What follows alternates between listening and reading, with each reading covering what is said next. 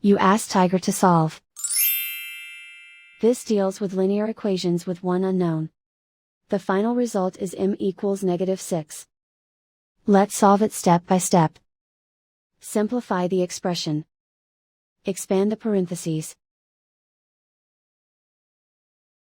Simplify the arithmetic. Multiply the coefficients. Expand the parentheses. Group like terms. Simplify the arithmetic. Group all constants on the right side of the equation. Add 20 to both sides. Simplify the arithmetic.